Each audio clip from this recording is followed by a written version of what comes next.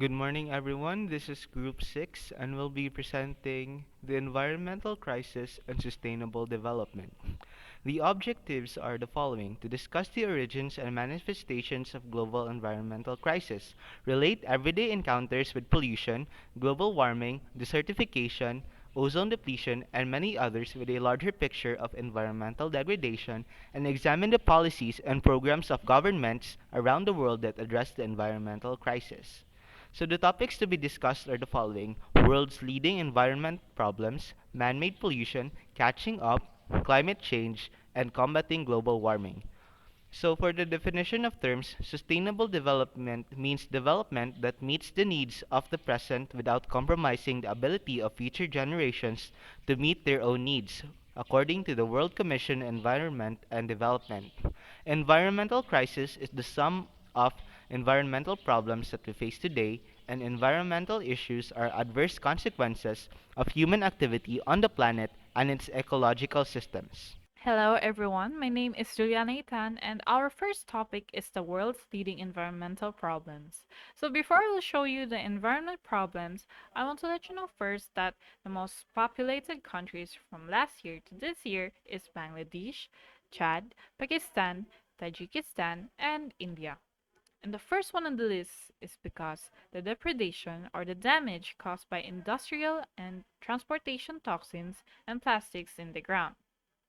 Next one is exhaustion of the world's natural non-renewable resources, from oil reserves to minerals to potable water. Next one is deadly acid rain as a result of fossil fuel combustion, toxic chemicals from erupting volcanoes, and the massive rotting vegetables filling up garbage dumps or left on the street. Next one is overpopulation. The more managhan ang tao, the more jud managhan ang basura. Next is the waste disposal catastrophe due to the excessive amount of waste. Mga urban waste nila, mga plastic, food packaging, electronic waste, nuclear waste. Next is urban sprawls that continue to expand as the city turns into a megalopolis or like grabe na ka-populated, destroying farmlands, increasing traffic, and making smog cloud a permanent urban fixture.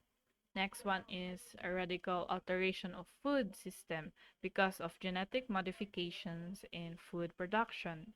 Next one is pandemics and other threats to public health arising from waste mixing with drinking water, polluted environments that become breeding grounds for mosquitoes and disease-carrying rodents and pollution kang mga lata-lata sa kilid na wajud na hipos na maulanan, di jud manubo ang mga mosquito.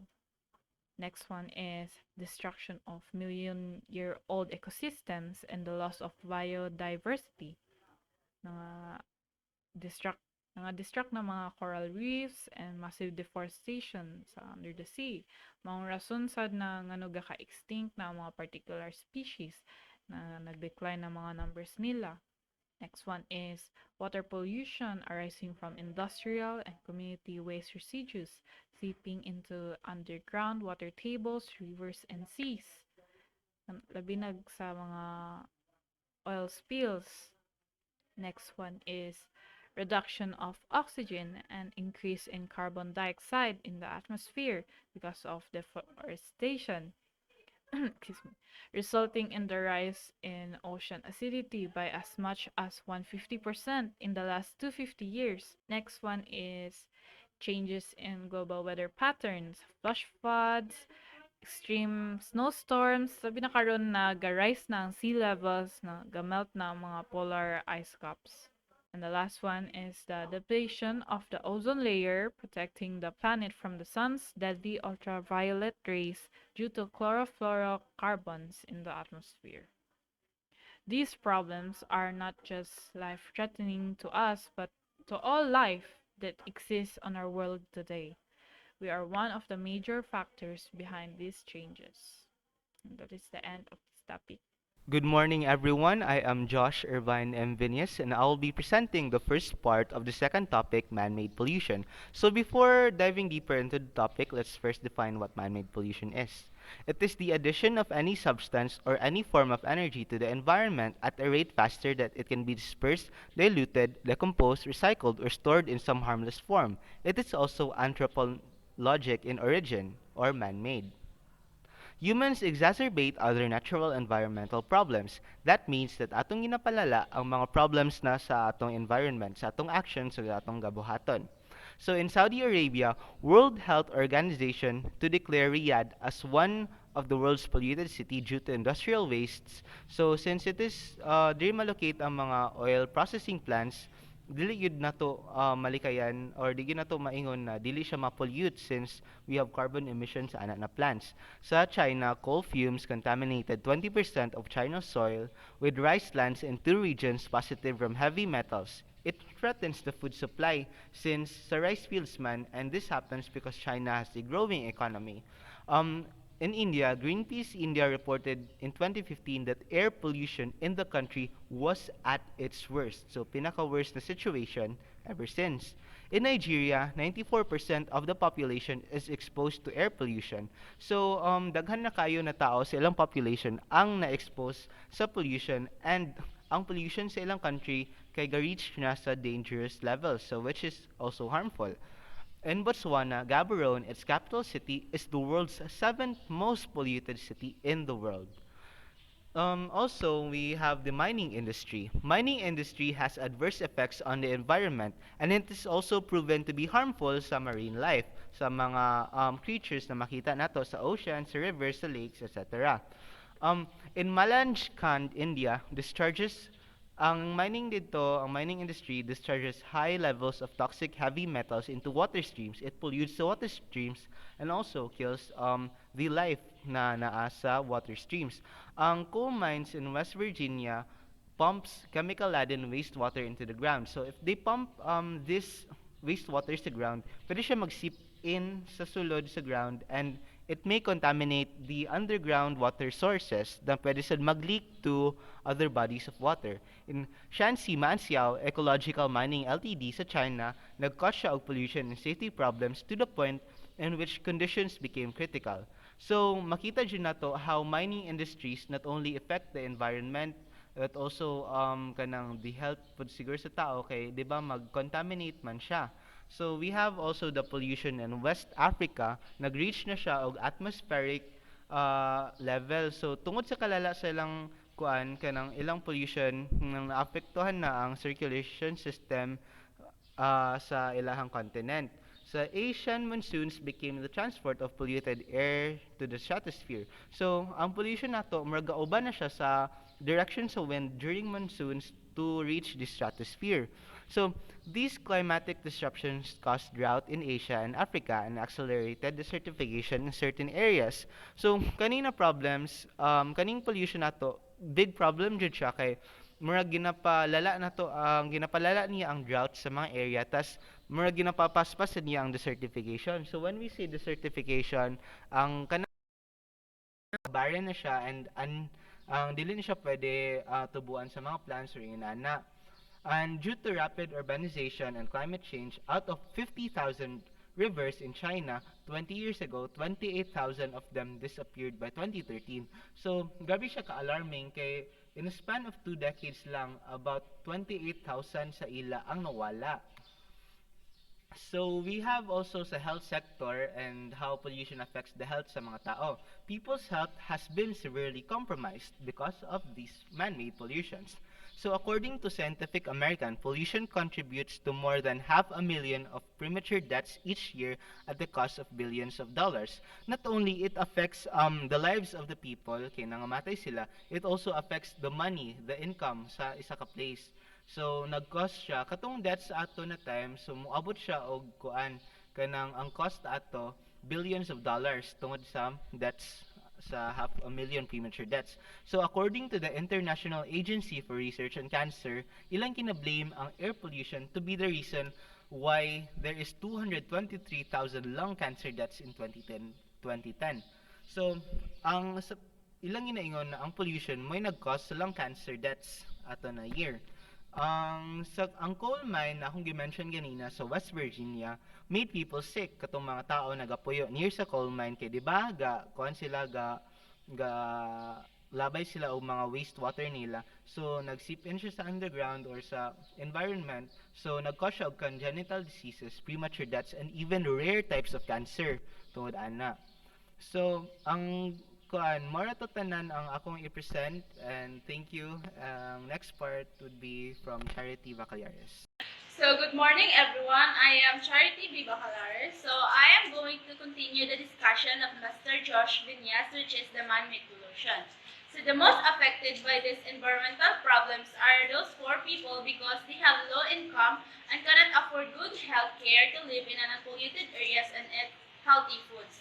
So, the most affected by these environmental problems, which is air pollution, water pollution, or any kind of pollution, are those poor people because they cannot afford to transfer in a safe place or mas safe nga place nga mailang mabalhinan para safety sila sa any kind of diseases. So according to United States, a Yale University research team, they claim that the greater the concentration of Hispanics, Asian, African, American, or poor people residents in an area, the more likely that dangerous compounds such as vanadium nitrates and zinc are in a mix of fine particles of debris. So in India, a study revealed that 46% and Delhi and 56% rather of adults in Calcutta have been diagnosed and impaired lung function due to air pollution. So in China, they record the toxicity of soil, concern over food security and health in a risky situation, especially those people who live near the factories. So mas risky gyud ang mga tao nga nakapuyo sa dool sa factory because there's a lot of pollution nga nakasurround sa ilaha. So back in 2006, 160 hectares of land in Sinma, China was badly poisoned by canadium and 2 were dead and 150 are known to be poisoned. So according to Marifel Ballesteros, she claimed that poverty increases due to an unhealthy environment which increase the risk of poor people growing from polluted urban areas. So kay ang mga mostly people nga kanang poor, dili man sila maka-transfer sa mas safe nga area layo sa kanang mga polluted areas like kanang doon sila sa mga factories nagpuyo kay naman po dito ang ilang mga panginabuhi. So mostly kanang the more sila nga naa dito, the more pud nga mag-increase ang rating sa poverty. So in the mode of transportation, the main workhouse of the public are buses, jeepneys, and motorcycles that use diesel fuel, which could cause environmental pollution problems worldwide. So other way of transportation is motorbike. It burns oil and gasoline that emits more smoke, carbon monoxide, and hydrocarbons that may contain toxic pollution. So from that mga oil nga or mga carbon monoxide na gina-release sa sa oil and gasoline, maka-cause na sila of air pollution that is not good for our health. So that's all and thank you. Catching up. These massive environmental problems are difficult to resolve because governments believe that for their countries to become fully developed, they must be industrialized, urbanized, and inhabited by a robust middle class with access to the best of the modern amenities. A developed society, accordingly, must also have provisions for the poor, jobs in the industrial sector, public transport system, and cheap food. Food depends on a country's free trade with other food producers. It also relies on a modernized agricultural sector in which toxic technologies and modified crops ensure maximized productivity. The model of this ideal modern society is the United States, which until 1970s was a global economic power with a middle class that was the envy of the world. The United States, however, did not reach this high point without serious environmental consequences.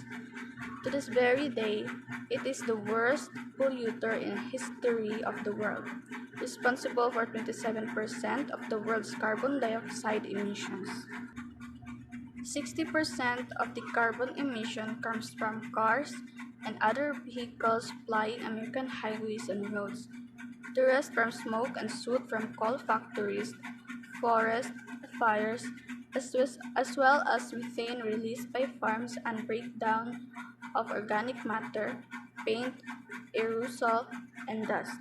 Reporting Shira Joy Villarosa, continuation of catching up. These ecological consequences, however, are far from the mind of countries like China, India, and Indonesia, which are now in the midst of a frenzied effort to achieve and sustain economic growth to catch up with the West.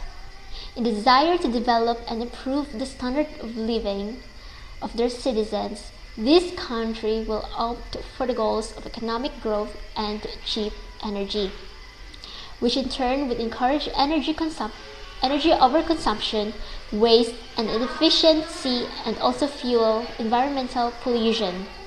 With their industrial sector still having a small share of national wealth, these countries will be using first their natural resources like coal, oil, forest, and agricultural products and minerals to generate a national kitty that could be invested in industrialization.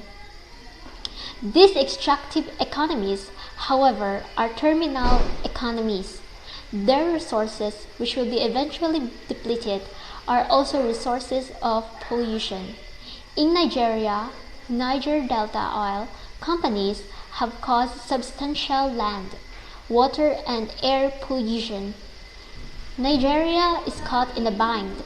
If it wants to maintain its current economic growth path and sustain its drive for poverty reduction, the very polluting oil exploration and production will continue to be a dominant economic activity. If the United States lets its environment suffer to achieve modernity and improve the lives of its people, developing countries see no reason, therefore, why they could not sacrifice the environment in the name of progress. This issue begs the question: how is environmental sustainability ensured while simultaneously addressing the development needs of poor countries? Hello everyone, I am Annalisa C. Tayong and I'll be reporting the climate change topic.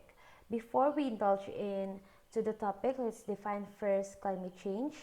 So climate change is a long-term change in the average weather patterns that have come to define Earth's local, regional, and global climates. As we all know, industries continue to expand, the demand and supply also increases, and companies have to build more factories, thus affecting our environment by cutting trees or using farmland for industrial purposes. Due to that, the governments have to deal with environmental problems because of global warming. So global warming is a result of tons of carbon dioxide coming from coal burning power plants and transportation, various air pollution, and other gases accumulating in the atmosphere. These pollutants trap the sun's radiation, causing the warming of the Earth's surface. The huge amount of carbon dioxide and other gases in the atmosphere causes greenhouse effect to rise to speed the rise in the world's temperature. There's even a survey that the global temperature has increased at faster rate in the last 50 years. However, despite the efforts by climate change advocates, the world had cooled off in and around 1998, which means that during the year of 1998, it is the start of the increased temperature in our environment. Greenhouse effect is responsible to recurring heat waves and long droughts in certain places, heavier rainfall and devastating hurricanes, typhoons, and melting of glacial masses. In California, they experienced the worst water shortage in 1,200 years due to global warming, but it's changed recently when storms brought rain in the areas that experienced droughts, which is good. However, the bad side or the negative side effect of this is the state experienced heavy rainfall, which turned to worse flash floods in 19th century. While in India and Southeast Asia, global warming altered the summer monsoon patterns, which leads to irregular interval flooding that seriously affected food production and consumption as well as infrastructure networks. There are four types of tropical cyclone. Category 1, which is the tropical depression with a maximum sustained winds of 38 miles per hour or less. Category 2, tropical storm with a maximum sustained winds of 39 to 73 miles per hour. Category 3, hurricane with a maximum winds greater than 74 miles per hour. Category 4, major hurricane with a maximum winds greater than 111 miles per hour. An example of Category 4 is Super Typhoon Haiyan or the Super Typhoon Yolanda that hit the central Philippines in November 7 to 8, 2013 with a sustained winds of more than 150 miles per hour, which had doubled and even tripled in some areas of the Southeast Asian basin. Scientists claim that there will be more typhoons in the coming years. While in eastern United States, the number of storms has increased, like Hurricane Katrina in 2005 and Hurricane Sandy in 2012 being the worst. Glaciers are melting every year since 2002, with Antarctica losing 134 billion metric of ice, which resulted to coastal flooding not only in the United States eastern seaboard but also in the Gulf of Mexico. Additionally, it has affected on animal life, particularly the species that depend on survival on sea ice. Sea ice loss and rising waters have significantly impact on the entire polar food chain. Nearly all animals experience disruption to their daily routines, with some discovering that their food supplies have vanished or others losing their habitat. The coral reefs in the Australian Barrier Reefs are dying. Thus, the production capacities of farms and fisheries have been affected.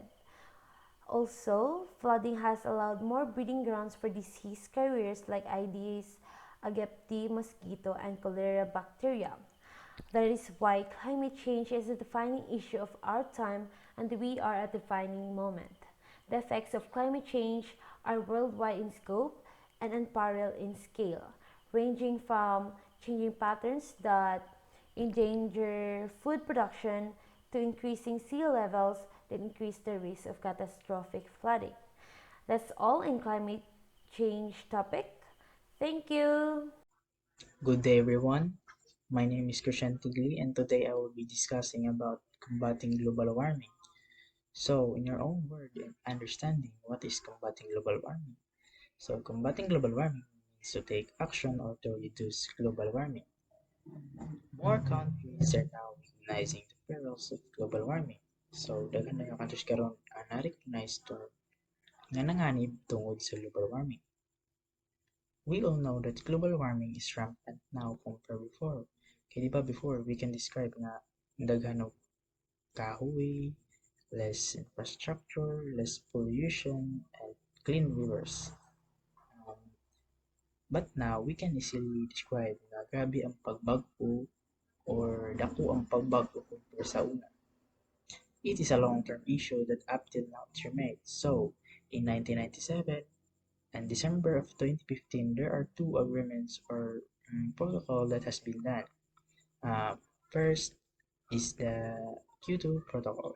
So, in this protocol, There are 192 countries signed to reduce greenhouse gases. So, kaning protocol is 192 countries ang nag-sign to reduce greenhouse gases. Following the 1992 United Nations Earth Summit, where Framework Convention for Climate Change was finalized. These protocols set targets but left it to the individuals, countries to determine how best they would achieve these goals. So, while some countries have made the necessary move to reduce their contribution to global warming, on the other hand, the United States, which is the biggest polluter in the world, is not joining the effort. So, 'di ba kung kinsa pa ang pinakadako nga na-contribute nga pollution sa kalibutan, siya pa ang wala nag-join sa agreement. Developing countries like India, China, Bangladesh, Kenya, etc. is lack of funds or kulang of funds para ma-implement ang protocol guidelines as many of them need international aid to get things moving. A 2010 World Bank report thus concluded that the protocol only had a slight impact on reducing global emission, in part because of the non-binding nature of the agreement. So, second is the Paris Accord. So, in this agreement, there are 195 countries negotiated. It seeks to limit the increase in the global warming temperature based on targeted goals as recommended by scientists. Dili pareha sa Kyoto Protocol nga gina-predetermine ang carbon dioxide emission para limits per country. Ang Paris Accord kay ga-provide siya freedom sa countries para ma-decide sa ilang national targets. It largely passes as international legislation because it emphasizes consensus building, but it is not clear whether the agreement will have any more success than the Kyoto Protocol. But Paris Accord has no clear record para magpamatuod nga more successful ni siya para ma-reduce ang global emission compared to Kyoto Protocol. So the differences between the two is that Kyoto required only developed countries to reduce emission, while the Paris Agreement required that climate change is a shared problem and called on all countries to set emission targets. So in short, ang Kyoto is na exception while ang Paris is wala. In terms of countries to join, or there is no requirement that. Social movements, however, have had better success working together, with some pressure on their government to regulate global warming. So without the cooperation of people, dili mahimong successful ang pag-implement. Kay di ba we humans is mag-need or maghulat pa man tag na ay mag-pressure sa ato or for us to make a decision. Labi na sa government na pag wala gali mag-pressure sa ilaha, like pag walay magreklamo or magrally, is wala ra sa ilahang issue. But once gali na ay magreklamo, aya pa sila maghatag or magpakabana. So social movement like rally is important jud para mapalihok nato ang government for the betterment of our country. In South Africa, communities engage in environmental activism to pressure industries to reduce emission and to lobby improvement for the passage of pro-environment laws. So dili lang government ang dapat i-pressure kundi pati na ang industries para lang ma-reduce ang emission kay sa karon nga panahon industry ang dako contribution sa pollution. Across the Atlantic in El Salvador, local official and grassroots organizations from 1,000 communities push for crop diverse satisfaction, a reduction of industrial sugarcane production, the protection of endangered sea species from the devastating effect of commercial fishing, the preservation of lowlands being eroded by deforestation up in rivers and inconsistent release of water from nearby dam. So not only the local officials but also the universities also partner with government in producing attainable programs of controlling pollution. The University of Chicago's Energy Policy Institute sent teams to India to work with government offices, businesses, and communities in coming up with viable grounded level projects that strike a balance between urgently needed economic growth and improved air quality. Di ba, even as coal is kapakabana na sa impact sa global warming.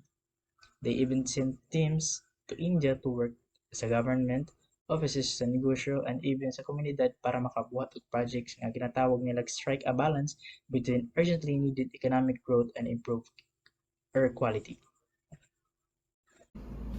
So when the local alliances like state, schools, and communities duplicate in national level, the success is doubtly significant. At Japan, when the population starts to shoot, it has an effect to the government which forces them to pass the Blizzard of Laws and later on known as the Pollution Diet of 1970. Though all these regulations didn't eliminate the environmental problems, but in the present, Japan is one of the less polluted cities in the world.